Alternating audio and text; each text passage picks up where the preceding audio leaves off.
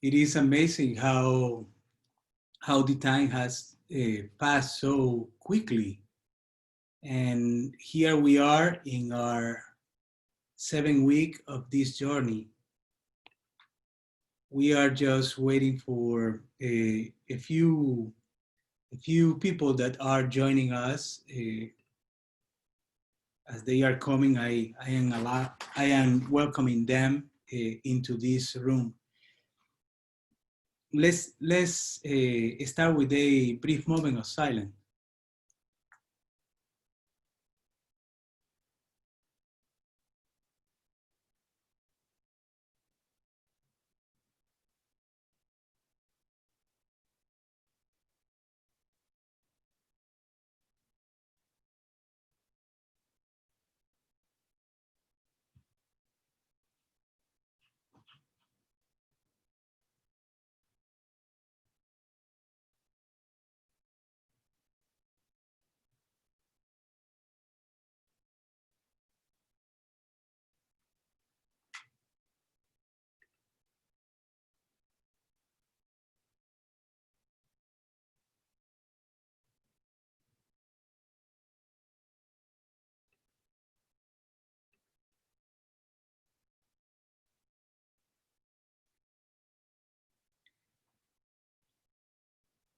Thank you, friend. Well, as we have been exploring the Gospels by the hands of Mark, and we did a little bit a detour with John. Today we will read a little bit from Luke, and that was the invitation that I gave you to read a very short passage in Luke 4, verses 16 22nd to the 22nd. And today I would like to invite you to read a little bit more. Remember that as we approach the scripture in this particular class, we want to deepen our personal and collective dance with the Spirit. And for this, I want to remember the three first moments of the method of liberation theology that we mentioned a couple of weeks ago. We mentioned the seeing as the mystic practice of keeping our eyes open. And when we say that, we highlighted that it's not just looking at realities that we feel comfortable with, but also looking at realities that we in some way want to avoid because they generate a lot of discomfort in us, not because we are not able to see them, but because many of these realities are characterized by situation of oppression, injustice. They are realities that in some way show the disconnection that are around us and within us, that don't allow us to get in a very deep and integral relationship with the divine. So is in the seeing is that double movement where yes, I look at the reality where I am, and yes, within that reality I also open myself to look at realities that otherwise I won't be paying attention if I am not moved necessarily by opening my heart to the divine. And the second moment on the liberation theology process is the judging piece. And we briefly define this as we open ourselves to the reality that we have seen, we in some way try to carry their weight with us, try to be, in solidarity with those realities as we seek transformation, which will be in some way moving toward the third moment of the liberation theology process, that is the acting,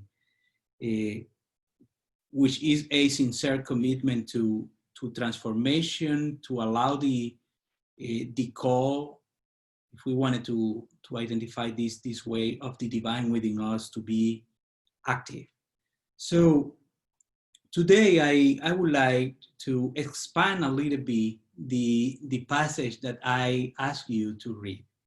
And instead of just fixing ourselves in chapter 4, verses 16-22, I would like to start in verse 14 of the same chapter and finish in verse 30. Why I am saying this? Because I want you to pay attention to the meaning of this passage. What are the reaction? And when I say this, I am intentionally putting hyphenated that word reaction and divided it and said reaction that this text generate in me. I would like you to ask the question, in the light of today's reality, what is going on in the world today? Does this text call you to any action? Is there something out there that you can identify as a calling for you? And to reflect a little bit about what is the movement of the divine within you. And when I say within you, it's not just internally within your person, but also think about the community level that you can identify as a potential call from the divine, from the spirit, and how that look like. So today, as I will invite you to enter into a small group with this text and practice what we did last week and what I invited you to continue doing over the course of the week. Look at these texts, trying to identify the pretext and the context, and let's put this in our context today. Whatever message, whatever meaning you are finding on it, maybe the meaning is just, that the text will generate more questions than answer. And that's fine, we will try to support each other on this journey as we go today. So I will invite you to be in a small group as we have been doing in this class. And as we did last week, I would like you to take, some time to read the passage. Luke chapter 4, verses 14 to 30 through 30. And I would like you to read it. If you needed to read it twice, but twice or 3 times as you need it. Do it in silence, despite that you will be in a small group. After that, take some time to write your reflection, write your questions. Ask yourself what this passage is structured this way, how this passage is related to today, how this passage is related to me, to my own reality. Try to find if there is any way of that relationship to be built. Don't force it. If you don't feel that there is a relationship right there, I am not asking you to be artificial. I am asking you just to put the text in front of you and search yourself as you read the text. And the third thing that we want to do is we will have a small worship sharing within your group based on your own reflection. And I would like to, to invite you to, we will have plenty of time for this. We will do this exercise in 30 minutes. So the first 15 minutes will be for you to read and write. And the next 15 minutes will be for you to share in worship sharing in your small group, your reflection. So please, the invitation is for you to share your own experience. So the I statement here are very important. I also think that as you share, listening deeply is a second step on this process. So be mindful of the time that you are taking and be mindful of the time for others to share. Allow time between the sharing and exercise the healthy discipline of being attentive to others as we try to be. I will be just bothering you with the prompt on the broadcast for the chain between the first 15 minutes and the second 15 minutes. That way you don't have something pumping on your screen every time that I chain for the moment. So the first 15 minutes you read and write, and the second 15 minutes you will be in worship sharing. If there is any questions so far.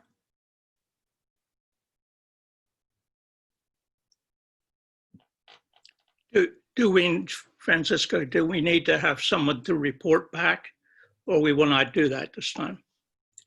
Do not worry about the reporting back, because today we will have a different exercise after this small worship sharing in a small group.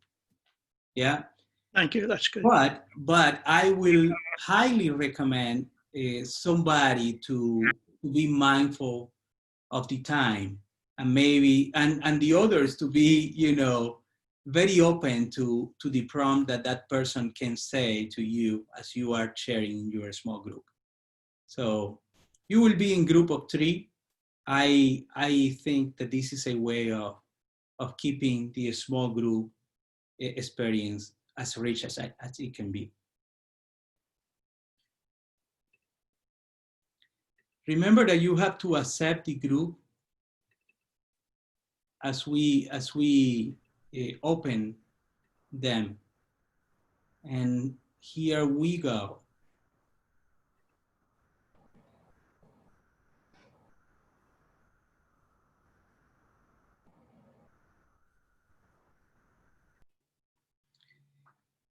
Welcome back. So today, I hope that you have the opportunity to share in the small groups, and that you have the opportunity to go deep with this very rich passage that Luke presents to us today. We will have time to open the forum for the large group in a moment. But for now, let me give you some extra food for thought around this passage as we try to navigate from this exercise that you just did to the next exercise. So if you remember, the same scene that we just read is presented by Mark. In Mark chapter 6, verse 1 to 6, is exactly the same scene. Luke expand a little bit in some reference to the prophets, but the big difference between Mark and Luke here is that Mark present these after Jesus' visit to Capernaum. And Luke, in some way, placed this scene at the beginning of Jesus' public ministry, which creates some inconsistency in his narrative, because at this point, in the Gospel of Luke, Jesus has not been to Capernaum yet. And Luke will present Capernaum later in this chapter, verse 31, and also in chapter 7, verse 1 to 10.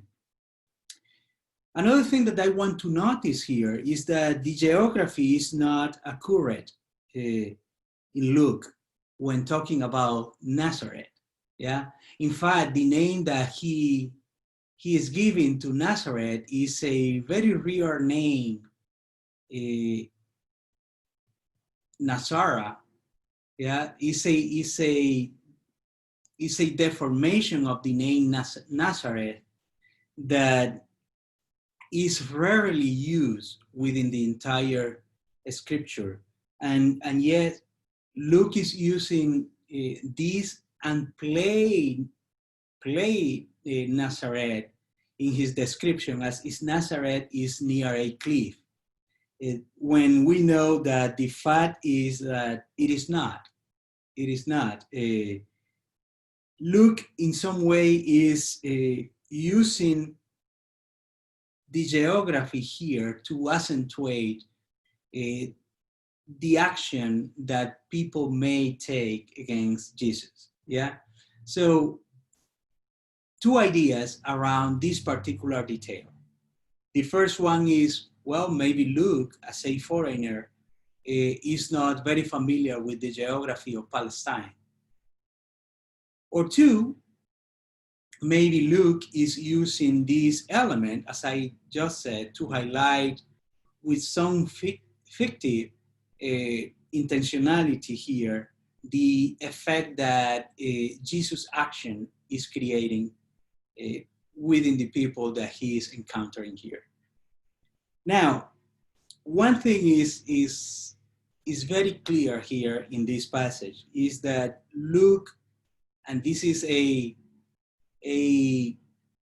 elements that you will find through the entire Gospel of Luke, the moral message that Luke wants to transmit is so strong, you know, and it is open not just to the Jewish community, but it is a message that has to take a root also with the so-called Gentiles.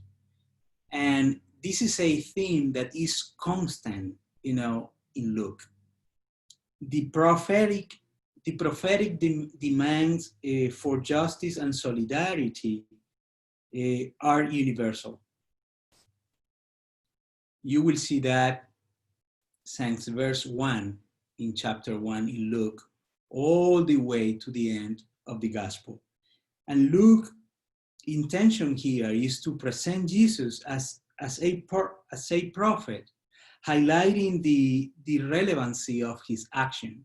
You know, he's not somebody that is just talking in a corner of the synagogue, but is somebody that is putting his words in place with his action. There is a strong correlation between what Jesus is doing and what Jesus is saying. Some interesting fact that you need to understand or to have, if you don't have that yet, around this passage. You know, any adult male Jew was able to read at the synagogue on the liturgy of the Sabbath with permission from the priest. Yeah. So Jesus was not an exception. Jesus was an adult, was a male, and was a Jew. So he perfectly was able to read the passage that from Isaiah here that Luke is referring to. And And this was a practice that was publicly acknowledged by the community within the synagogue. Luke here is presenting a theological structure that is very, very interesting and that highlight three elements. The first one is Jesus begins his ministry with this particular reading. And if you read between lines, you know, the main message of this is the good news is proclaimed among and to the poor. The good news is proclaimed to the poor. This is the first message of Luke here. The second, he outlined the topic of his written work. And when I say written work, we used to see the Gospel of Luke as an independent book from Acts. And we should not do that, because the intentionality of Luke when he was writing was to write a book that combined these two pieces that we have separated, and by the Gospel of John in between, yeah, in the version of the Bible that you use today. You can see, you know, there are some historical facts that you can take into consideration. You know, papyrus were the largest papyrus were 30 feet long, I think, if I am remembering well. So by the time that he wrote the Gospel of Luke, he needed to have another role in order to continue the writing of Acts. And when I invite you to look at these two books together as one single written work, you will have a much better understanding of the message that Luke wants to give us here. So the topic here is, in the gospel, is Jesus is rejected by his own people. Yeah.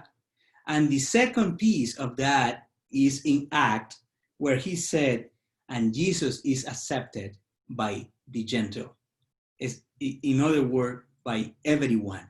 Yeah. So Luke wants to counterbalance, and he created the scenario to tell the story of Jesus as a strong message to the community that he is serving in his ministry. The third theme that it is very present here is the actuality of salvation. And yet, I know that many of us may say, well, what do you mean by salvation? Well, in the mentality of the first Christian community of the first century, and I will say, you know, the early community of the first 3 centuries, the understanding of salvation, the understanding of the second coming of Jesus and the interaction that they have as a community was so strong that they understood that your life transformation was the way to show that you were being saved or not. Yeah. Let's walk away through this from this idea of having that sometimes many people spread in the world today, you know, as if we are separated, because for the evangelists, the kingdom of God was not separated from the current life that we have. We needed to create the condition for the seed of the kingdom to germinate within us. And when you look at salvation through that lens, you say, wait a minute, I am being saved in my flesh, on my flesh, in this life, And that salvation is in place in every single second of my life. So every movement in my breathing is part of that, if you wanted to put it that way. So you see this when Luke is intentionality in conveying that message to us. It can be perceived when he is writing to Theophilus and to us as the reader of today. You know, it's not in a vacuum. He really wants to transfer his experience, or to invite us to experience the life of the resurrection as he experienced it himself. The reading of the law also was the one that preceded the reading of the prophet in the liturgy of the Sabbath. So by the time when Jesus took this passage and read it, you know, the law already has been read in the community. And you will ask yourself, why is that? Why to put so much emphasis in the law when we have the prophet that are in some way the ones that are resurrecting or making a current call for what God wants from us in our current historical existence. You know, you take any prophet from the Old Testament, and as Luke is presenting Jesus here as a prophet, you take Jesus' action and you will say, so when the affirmation of this word is being active today among you, is made, you know, is beyond the historical context of something that happened in the past. And this is quite relevant for us to read Luke with a completely new set of eyes. The people of Nazareth, as you can see in these short passages, has several emotions.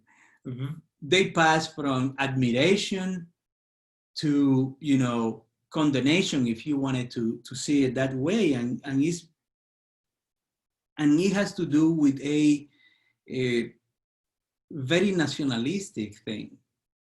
Jesus intentionally and Luke intentionally left out a part of the verse in Isaiah 61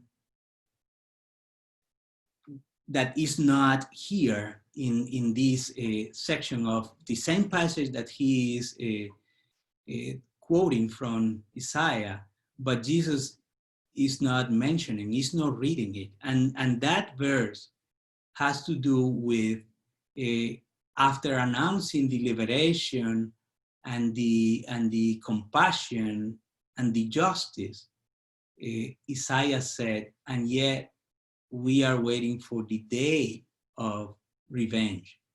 Yeah.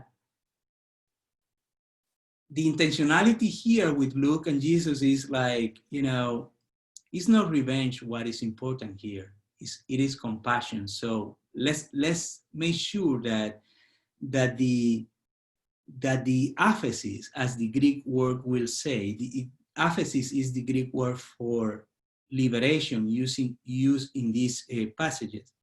Let's make that the centerpiece of what I am announcing to you today. You will be liberated because God love is so huge. God compassion is so important that you are invited to exercise the same type of compassion in your own life. Forget about the revenge piece. Yeah, it's quite interesting, that movement right there.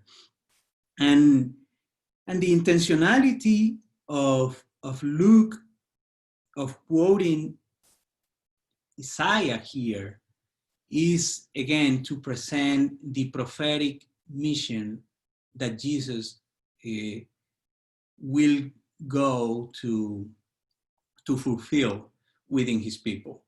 It's not a casualty that all the Gospel of Luke and all the book of Acts, the center the center role that the Spirit play is unique. You know, the passage that you just has read start by saying, and the Spirit plays him on that direction. If you go to chapter back, you will see that the Spirit is mentioned several times, because Luke want to make sure that whoever is reading this understand that this is the action of the Ruach, the Spirit, the one that is able to generate life within us. Each one of us can act in ways that make this word active today. You know, it only will require a tiny, radical, and strong commitment to justice and compassion. And when Luke is giving us this scenario, when Luke is presenting Jesus in a way that is no different from any Galilee, any Jewish of his time, and is presenting Jesus in a way that is exercising the right of justice and compassion for everybody beyond the Jewish community, it is a strong call. So you can see the connection that the evangelist has here, not because they wanted to create that connection, but because that was the experience that they had as they live in their different community that they were part of. I will stop here sharing my notes and observation on this passage. And the next exercise that we will do is like a worship sharing within the entire group. But before we enter into that, I don't know if there is any questions or clarification that you feel that need to be made before we enter into this worship sharing exercise. And this worship sharing exercise is just an example. What we have been doing during this session is just an example of how, for example, how Bible study groups can be articulated among friends and other Christian tradition. You know, you take the passage, you analyze the passage, you do your own reflection, you enter into a small groups, and later we go back, receive some more information about the passage, and enter into a larger worship sharing as we put our own reflection in a complementary movement with the information that we just have received. And we create a space for silence into that. So any burning question or comment before we enter into this exercise? Yeah, Francisco, I have a question that's, I'm just mystified by verse 30. So they're ready to throw him over the edge of this cliff. And then he turns around and he walks through the crowd. Yeah. And I thought, that is so fascinating. Does he just, they don't recognize him? or he just looks exactly like them, like everybody else, so they don't notice. I mean, anyway, I found that very confusing, and I would just love to hear your comment on that. Yeah. First, let me remind the group that there was no cliff there. Luke is using the geography to accentuate an aspect that has to do with what you are asking.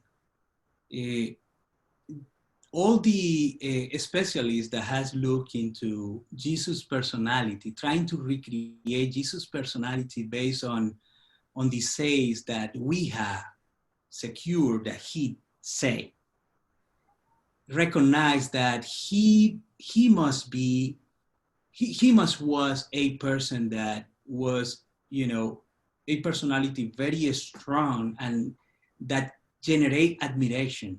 And you saw it just in this short passage that at the beginning, everybody was like, oh my God, this is not the son of Joseph.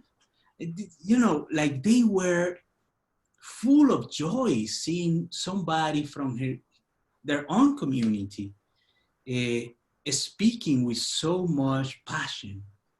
And yet, at the same time, when he confronted them, you know, saying, you know, the fact is that because I am from here, you are not receiving me with your full heart open. And he go back and cite, quoted the prophets. So if you are in a situation like that, definitely, if I am part of the group that is listening to that, I will be called off, you know, oh my God, this guy is called, but his personality was so admirable that he was able after that to pass through them without being harmed, you know. And it's not because they didn't want it to, but there are a sequence here in somebody that just has read the prophet in the synagogue in a public space. You know, if we will do something to him, it better not to be today that is Sabbath, is the Sabbath, yeah? One, and two, let's respect this guy in some way because he's showing that he has some authority to say whatever he is saying to us. And the complication will come later, yeah? But that's the interpretation that I have read, you know, by the people that has studied this particular passage with much detail.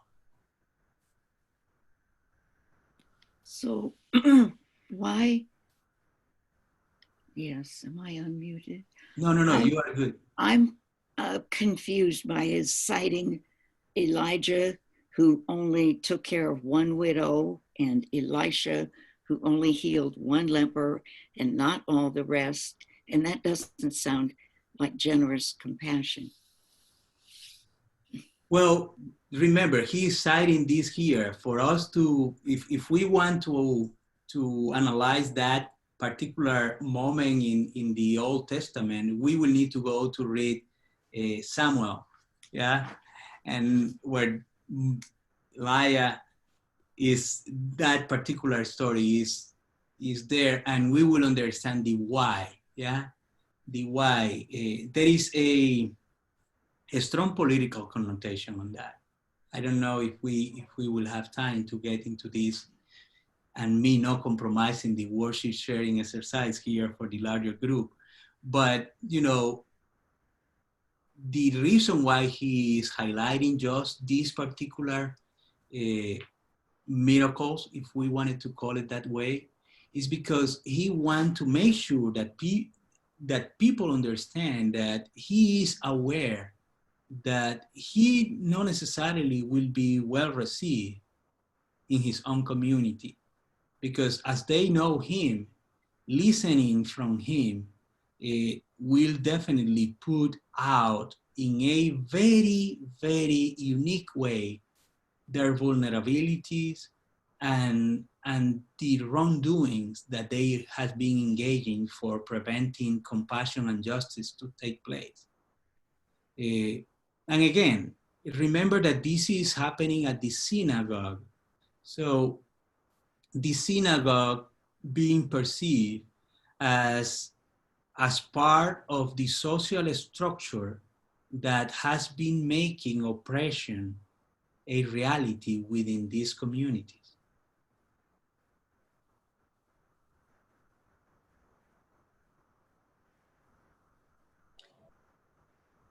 I think it has something also to do with the Jewish catalog of purity and impurity. I'm reading Marcus Borg's book, Meeting Jesus for the First Time. And when you understand that it is a caste system. You understand he's addressing in the first instance the people that are on the uppers that think themselves pure. But then he goes and turns it on its head and says, well, now here's a pure prophet, but he's healing a Gentile from Syrian side that are by their very nature impure. So it sets up a dynamic between outward and inward purity. Well, the two prophetic examples that Jesus is citing here highlight two things, just two things. One, that God's love is not just for the Jews. One, is open to the Gentiles. And two, that the fact that the Jewish people were presented as the selected people, yeah, that doesn't give them the right to control God.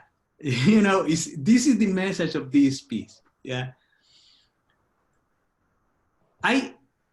I would like us to spend the next 15 minutes in a large worship sharing exercise. I know that not all of us will have the opportunity to share, but let's create some silence. And I will tell you why. This passage, we can just contextualize this passage with what is going on around our world today. And when you listen, that the poor are listening to the good news, well, let's try to understand what are the poor among us. What is the good news that they are hearing? What is the chain that are being broken today? Let's create that space, welcoming, and being conscious of the spirit within us.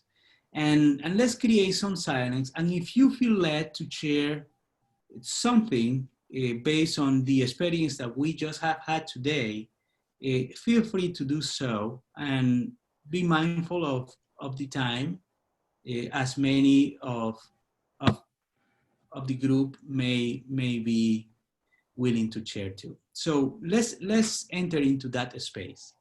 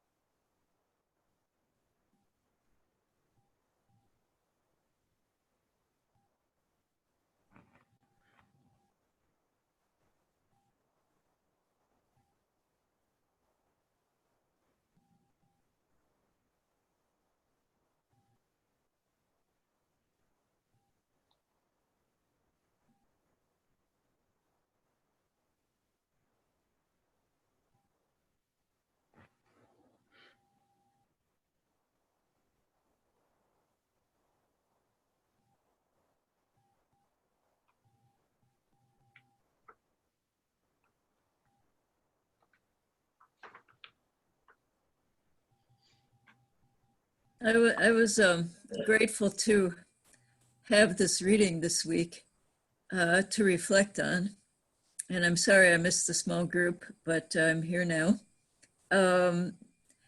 With all the chaos going on in the United States, I was called to reflect on this passage in the light of that. Of course, we know who the poor and the oppressed are.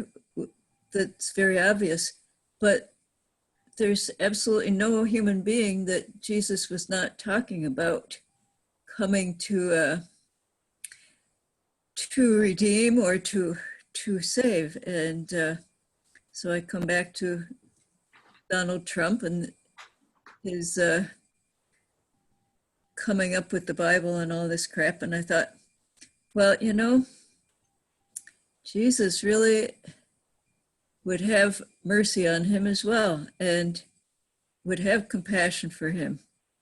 And I firmly believe that the blind are not just people whose eyes don't work, but people who are blind in a more general sense, that all those people will be able to see again. And so I firmly believe that as followers of Jesus, that there are things that we can do to help the blind to see.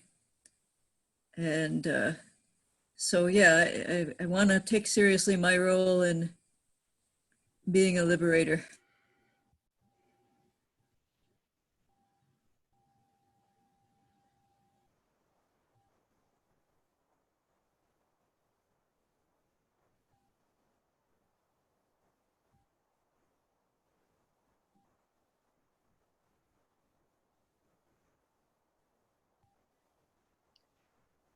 I thought it was interesting to note that if our president had gone to morning prayer at St. John's Episcopal Church, the passage from Matthew that is the same as this one, not quite as explicit, would have been the reading.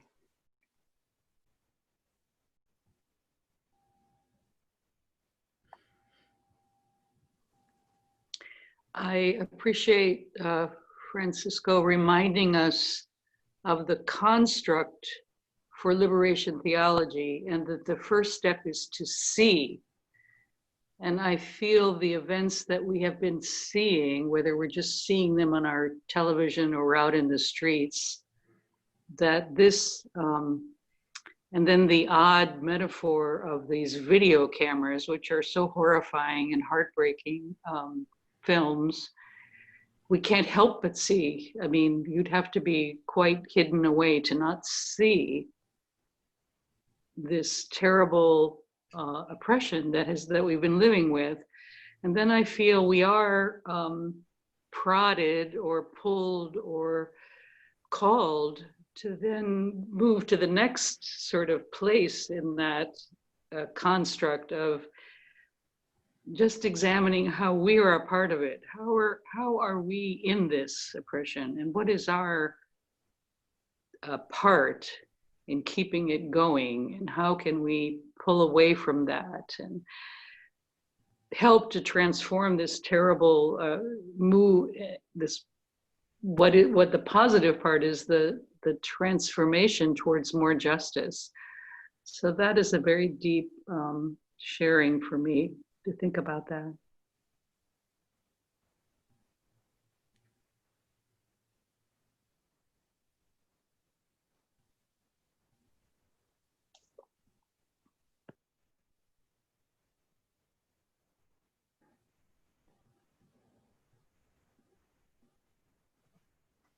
I had someone bring up to me today the scene of Jesus looting in the temple, or Jesus casting out, throwing over the tables of the money changers and chasing the animals out of the temple. Also images of Jesus calling people hypocrites, of the sort of righteous anger that Jesus could have in the midst of, and of course, with the great compassion. And I really do think of our times here, that of the rage that the people have of that downtown street that had all the stores on it and all the glass shattered. And I'm certainly not saying that that's a good thing or supporting violence. But what a symbol that is of capitalism and people without not having, and of Jesus' fury in terms of throwing around the coins. That there is we certainly want to hold the hope and love as primary, and that something new and beautiful will grow out of the brokenness, and understand also somewhat the righteous anger.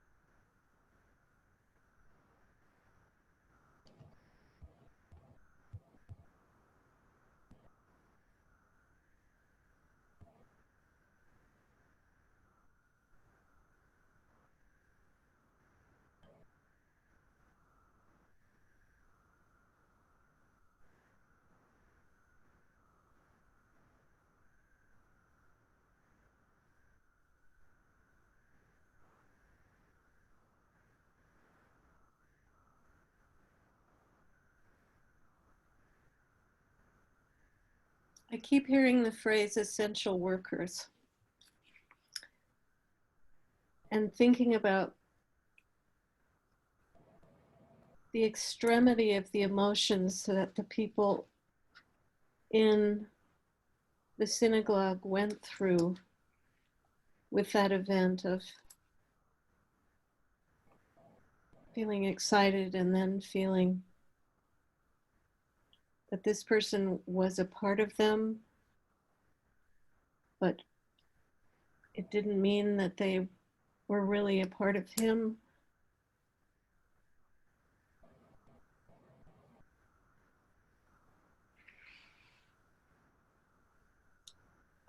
It must be amazing for the people who do the work that is essential to keep our society going.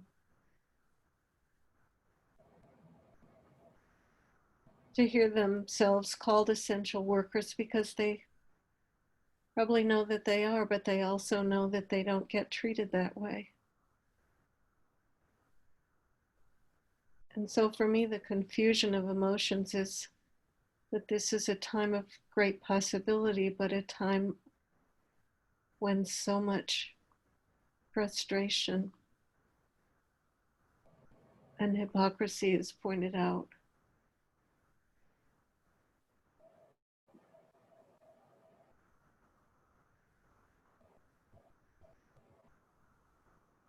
We don't know how to go forward.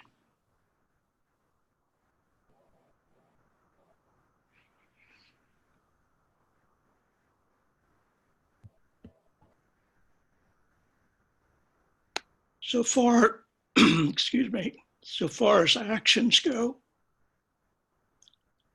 I'm feeling that I'm being called to give my government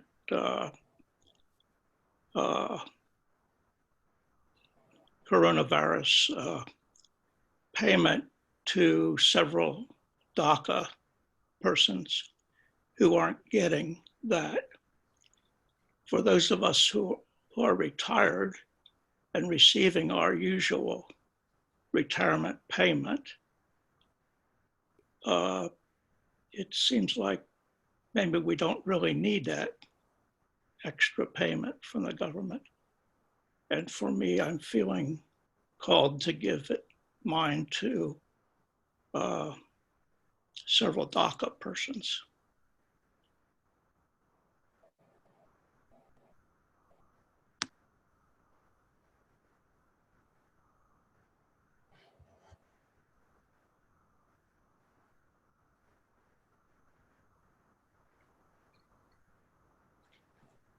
Friends, thank you so much for creating this space. You know, we need it, and I hope that the type of exercise that we did today in this section can be a normal practice for you. I know that there is a lot in this passage that we can visit and revisit and revisit and revisit. In fact, when I was giving a title to this session today, I don't know if you noticed in the email that I sent you with the login information that I call it clear task, bold action, because this is what this test is about.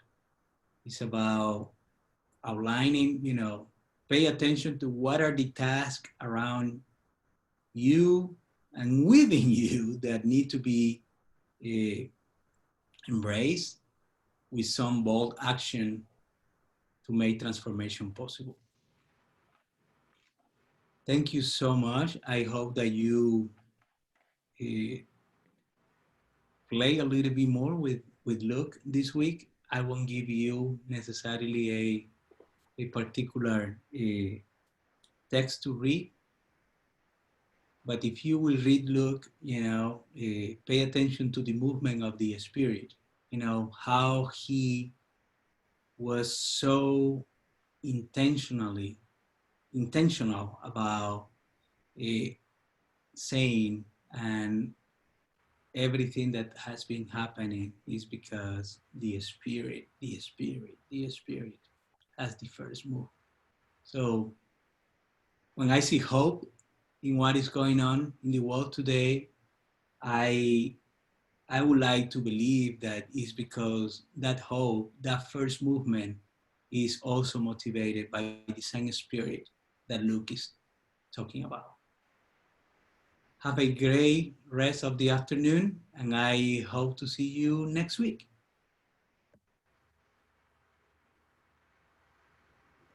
Thank you, Francisco. Thank you,